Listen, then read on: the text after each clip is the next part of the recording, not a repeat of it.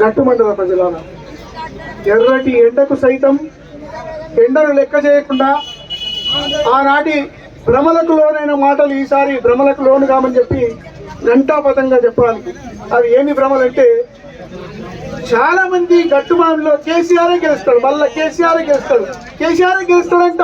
అంటే ఎత్తిపోయినాడా లేదా? ఈసారి కూడా పైన మోడీ ఎత్తిపోతున్నాడు. ఎందుకు ఎత్తిపోతున్నాడో చెప్తా. మనకు జరుగుతున్న అన్యాయం ఒక్క నిమిషమే చెప్తా. ఇక్కడనే రాయపురం దగ్గర ఒక రోడ్డు పోతుంది, అద్దం లాగా రోడ్డు తయారైంది. అద్దము భూములు ఎవరివి? ఎంత ఇచ్చినారు? మోడీ ఎంత ఇచ్చినాడు? ఉత్త నాలుగు చేతులు పెట్టి తెడ్డు చూపించినాడు. నేను మళ్ళీ చెప్తున్నా, మన కోసం నిర్మిస్తున్నటువంటి గట్టు ఎత్తిపోతల పథకము, గట్టు అంటే ఈ కరువు కాటకాలతో అల్లాడి ఆకులు వేస్తున్న గట్టు మండలానికి సంబంధించిన గట్టు ఎత్తిపోతల పథకము శంకుస్థాపన చేసి 6 ఏళ్ల కాలంగా వస్తుంది. ఇంతవరకు అడుగంత మన్ను కూడా పడలేదు. దానికి ఇంకా ఎట్లాంటి అంకురార్పణ కూడా జరగలేదు. పనులు అరకొరగా జరుగుతూ ఉన్నాయి. అంటే గట్టు మండలం నష్టపోయినంతగా 1992లో ఉపగ్రహ ఛాయాచిత్రం చెప్పింది, పైన ఫోటో తీసింది గట్టు మండలాన్ని. ఇది ఎక్కడ ఎడారి ఉంది? భారతదేశంలో ఎడారి ఉంటే రాజస్థాన్ లో ఉండాలి కదా, గట్టు వైపు ఎడారి ప్రాంతం చూపిస్తుంది అని చెప్పి ఒక ఫోటో తీసి చూపిస్తే, ఆనాటి కాంగ్రెస్ ప్రభుత్వం, విజయ భాస్కర్ రెడ్డి ప్రభుత్వము ఈ గట్టు మండలానికి అనేక కోట్ల రూపాయలు శాంక్షన్ ఇవ్వడం జరిగింది. ఆ కోట్ల రూపాయలు ఎక్కడ ఖర్చు పెట్టాలన్నాయి, ఎక్కడ పోయినాయో తెలియదు. ఇక్కడున్న స్థానిక కాంట్రాక్టర్లు కడుపు నిప్పుకొని ఈ గట్టు మండలాన్ని మళ్ళీ ఎండబెట్టిన సంగతి కూడా మనం మరవద్దు. ప్రియమైన, నిజంగా మిత్రులు చాలా మంది చెప్పినట్లు ఇక్కడ అత్యధిక సంఖ్యలో వాల్మీకి పోయ ఆత్మీయ బంధువులు ఉన్నటువంటి గట్టు మండలం ఇది. మనకు మాయని మచ్చ ఏర్పడింది. ఇక్కడ చాలా తక్కువ మెజార్టీ, ఇక్కడ మెజార్టీ రాకుండా మరి అవతల అభ్యర్థికి మెజార్టీ ఇచ్చినటువంటి ఒక మచ్చ మనకు ఏర్పడింది. ఆ మచ్చ తొలగించాలంటే, ఆ మచ్చను మనం తొలగించుకోవాలంటే సుపరిచితుడైన అభ్యర్థి మనకి ఇక్కడ ఉన్నాడు. చిరపరిచితుడైన అభ్యర్థి ఇక్కడ ఉన్నాడు. ఇక్కడ మల్లు రవి గారు చిరపరిచితుడు, సుపరిచితుడు. మన మధ్య గౌరవ మంత్రివర్యులు కూడా ఉన్నారు. గట్టు మండలాన్ని రేపు రాబోయే కాలంలో మన గౌరవ మంత్రివర్యులు అంటే చల్లగా చూడడానికి మన గౌరవ మంత్రివర్యులు కూడా మన మధ్యకి వచ్చున్నారు కాబట్టి వాళ్ళు ఏదైతే చెప్పడానికి వచ్చినారో దాన్ని మనం నెరవేర్చాల్సినటువంటి అవసరం మనకున్నది. అంతేకాకుండా ఏఐసిసి శయాన కార్యదర్శిగా పనిచేస్తున్నటువంటి మన సంపతనే కూడా ఇక్కడికి వచ్చి ఉన్నాడు.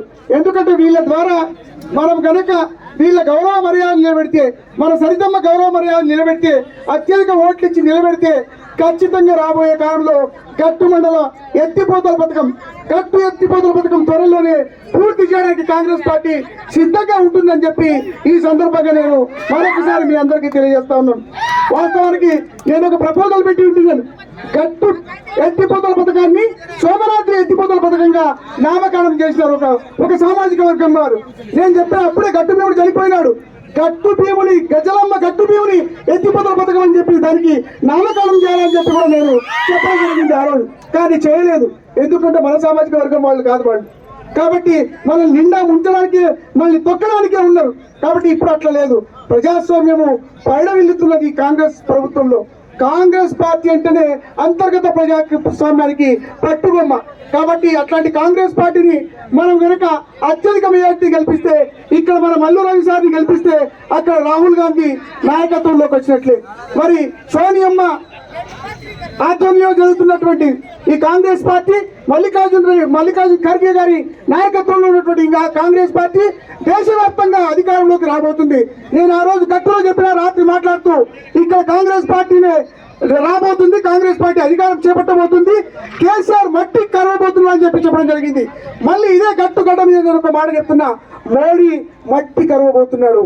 ఎందుకు చెప్తున్నా అంటే, ఉత్తరప్రదేశ్ లో ఉత్తరప్రదేశ్ లో ఎదురుగాలి స్టార్ట్ అయింది. బీహార్ లో సీట్లు తగ్గిపోతా ఉన్నాయి. అందుకే మన దక్షిణ భారతదేశం మీద అన్నాడు, తెలంగాణలో మాకు అన్ని సీట్లు ఎన్ని సీట్లు అంటున్నారు. తెలంగాణలో బీజేపీకి 2 సీట్లు కూడా దక్కని ఒక పరిస్థితి నెలకొందా ఉన్నది. కాబట్టి మీరు అది కూడా గుర్తెరగాల. ఇది వరకు గెలిచిన 4 అభ్యర్థులు ఓడిపోబోతున్నారు. మన ఏటవతల ఇక్కడ కంగు తిని, ఇక్కడ చేతగాక అత్తాళ్ళు ఒకటై అత్త కుట్రలతో ఇక్కడ ఏం చేసిందో మీకు తెలుసు. ఇక్కడ ముఖం చెల్లక ఎక్కడికి పోయిందో కూడా మీకు తెలుసు. ముఖం చెల్లక అవతలికి పోతే అవతల ప్రజలంతా అనుకుంటున్నారు. చాలా మంది నాకు మక్తల్ నుంచి, నారాయణపేట నుంచి, దేవరకొండ నుంచి చాలా మంది ఫోన్ చేస్తున్నారు, సార్ మీరే ఎగలేకపోతున్నారు అరుణమని, మేమెట్లా ఎగుతాం సార్, ఇక్కడ ఖచ్చితంగా ఓడగొడుతున్నాం సార్ అన్నారు. ఖచ్చితంగా అక్కడ వంశీ చంద్రరెడ్డి గెలుస్తున్నాడు, ఇక్కడ మన మల్లు రవి సారు అత్యధిక మెజార్టీతో గెలవబోతున్నారు. ఎందుకు చెప్తానంటే మల్లు రవి సారు మీకు తెలుసా, బట్టి విక్రమార్క ఉప ముఖ్యమంత్రి గారు గౌరవనీయులు తెలుసా, వారి స్వయాన అన్న. వారు తెలుసుకుంటే వాళ్ళ చేతిలో మస్తు ఉంటది, తెలుసు కదా, ముఖ్యమంత్రి ఉప ముఖ్యమంత్రి మస్తు ఉంటది. మన గట్టుమలానికి ఏమైనా ఇప్పించచ్చు. మన సార్ ఉన్నాడు ఇక్కడ ప్రత్యేకంగా ఒక 5 ఏళ్ల కాలము. మన సార్ మనకు మంత్రి కాదు, మొత్తంగా ఏకమొత్తంగా గద్వాల తాలూకాలో చేరిన సారు మన కృష్ణారావు సార్. మీకు తెలుసో తెలియదు, ఒక్క మాట చెప్పి ముగిస్తే ఎక్కువ అనుకోకండి. తెలంగాణ ఉద్యమంలో భాగంగా తెలంగాణ ఎవరు తెచ్చినా అంటే కేసీఆర్ అని అంటామా మనము? కేసీఆర్ తెచ్చినాడా? 6 నెలల క్రితం ఒక సభ పెడుతుండే, ఒక్క ఉద్యమ రూపాన్ని కూడా తీసుకోలేదు ఎప్పుడు కేసీఆర్ తన జీవిత కాలంలో ఒక్క ఉద్యమ రూపం తీసుకోలేదు, ఏది కూడా పోరాట రూపం తీసుకోలేదు. ఉద్యమం అన్నాడు, 6 నెలలు నిద్రపోయి ఒక సభ పెడుతుండే. కానీ మన చూపల్లి కృష్ణారావు సార్ మీకు గుర్తుండాల, సరిగ్గా బహుశా 2007-8 ఆ ప్రాంతంలో 2011లో మన సారు మొత్తం ఉమ్మడి జిల్లా మొత్తంగా పాదయాత్ర చేసినాడు. ఎట్లా చేసినాడు తెలుసా? పార్టీ పదవికి రాజీనామా చేసి, మంత్రి పదవికి రాజీనామా చేసి, ఎమ్మెల్యేగిరి పక్కన పెట్టి మరి తెలంగాణ కోసము పాదయాత్ర చేస్తే ఐజ దగ్గర ఏం జరిగిందో మీ అందరికీ తెలుసు. ఐజ దగ్గర రానియలేదు ఈ మహారాక్షసి తుమ్మలపల్లి దగ్గర టెంట్లు వేసుకొని ఉంటే ఐజ కాడికే నేను నిలబడితే మేమంతా అక్కడికి పోవడం జరిగింది.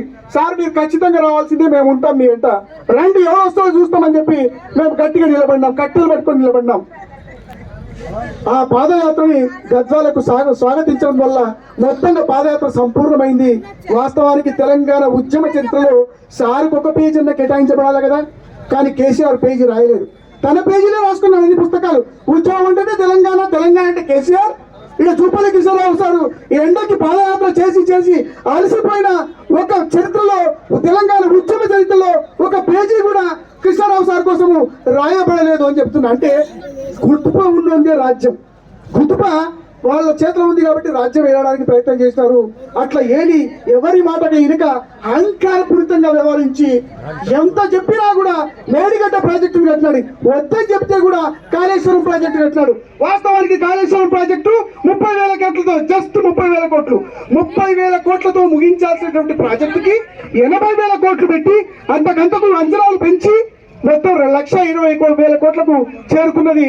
ఇప్పుడు కాళేశ్వరం ప్రాజెక్టు బొక్కబడింది. అదంతా బొక్క, చిన్న రిపేర్ చేయడానికి దాన్ని ఇప్పుడు 200 కోట్ల రూపాయలు కాంగ్రెస్ ప్రభుత్వం ఖర్చు పెట్టాల్సినటువంటి ఒక దుస్థితి నెలకొని ఉన్నది. కాబట్టి ఇవన్నీ మనం గుర్తెరగాల. కాంగ్రెస్ ప్రభుత్వం ఏమైనా అప్పులు చేసిందా? వచ్చిన 10 ఏళ్ళు ధనవంత రాష్ట్రం అని చెప్పి మా అందరినీ మోసం చేసి ధనవంత రాష్ట్రాన్ని 9 లక్షల కోట్ల అప్పు చేసినటువంటి హీనమైన చరిత్ర మన కేసీఆర్ది. మరి అట్లాంటి కేసీఆర్కి మనం ఓట్లేద్దామా? కేసీఆర్కి వేద్దామా? మోడీకి వేద్దామా?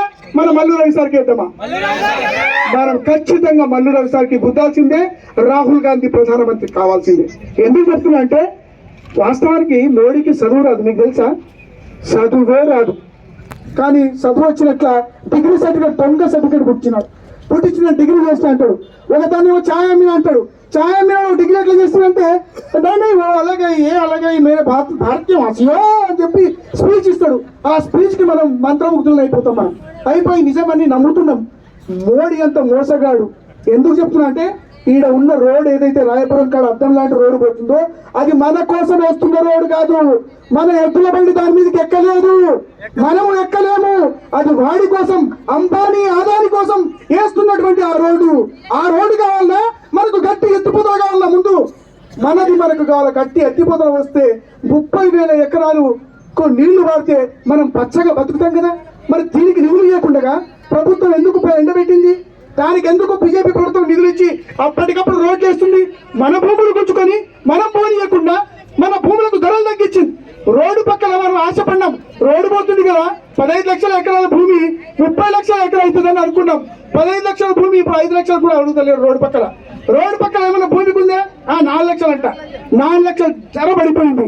అంటే ఆ రోడ్డు వల్ల నష్టపోతున్నది దరూరు మండలము, గట్టు మండలము, శాంతినగరు, ఐజ మండలము, ఈ మొత్తం నడిగడ్డ మొత్తము ఆ రోడ్డు వల్ల నష్టపోతుంది. మరి దాన్ని పూడ్చాలంటే నిజంగా మనకు అక్కడక్కడ రోడ్డు మీదకి ఎక్కే అవకాశం కూడా ఇవ్వాలి కదా. అంబానీ అదాని వాళ్ళ ట్రక్కులే తిరగలరా? మన ట్రక్కులు మన బండ్లు తిరగొద్దా? తిరగాలన్నా కదా. ఏమంటే హైవే అంటాడు, దాన్ని 6 వే అంటాడు. ఎవరి కోసమా 6 వే వేసేది? ప్రజల కోసం కదా వేయాల్సింది. ఎవడన్నా ఇట్లకి రోడ్ ఏమైనా అడిగాడు మోడీని? అడగలేదు కదా. అడగకుండా నువ్వు రోడ్ ఎందుకు వేస్తున్నావు? అడుగుతున్నా మాకు సాగునీరు ఎందుకు ఇస్తలేవు? కాబట్టి ఇవన్నీ ఆలోచించాలా. మోడీ మోడీ మోడీ అని కొంతమంది కొట్టుకుపోతున్నారు గుడి కట్టినాడని. దుర్మార్గంగా గుడి కట్టడం కాదు, మనం శ్రీరామనవమి మనం చేసుకుంటున్నాం కదా, అనాదిగా చేసుకుంటున్నాం కదా. వీడేదో మోడీ గారు వచ్చి వీడే శ్రీరామనవమి చేస్తున్నట్ల ఫీలింగ్స్ వల్ల. అరే మోడీ అయ్యా, నేను చెప్తున్నా, అనాదిగా మనం రాముడిని పూజిస్తాం, ఇవన్నీ ఉన్నాయి కదా. కాబట్టి ఇవన్నీ మనం కనుక ఆలోచించకపోతే రాబోయే కాలంలో ప్రమాదం పొంచి ఉన్నది. కాబట్టి దేశవ్యాప్తంగా మోడీ ఓడిపోబోతున్నాడు. మనం ఆ ఓటమిలో పాలు పంచుకోవడం అంటే మళ్ళీ ఒకసారి గెలుపులో మనం కీలక పాత్ర పోషించాల్సిందిగా మరొకసారి మీ అందరికీ చేతులెత్తి దండం పెడుతూ, జై కాంగ్రెస్, చేతి గుర్తుకే మల్లూరు నాయకత్వం, చూపల్లి కృష్ణారావు గారి నాయకత్వం, రేవంత్ రెడ్డి నాయకత్వం, మన ఆడబిడ్డ సరితమ్మ నాయకత్వం. థ్యాంక్ యూ, ధన్యవాదాలు.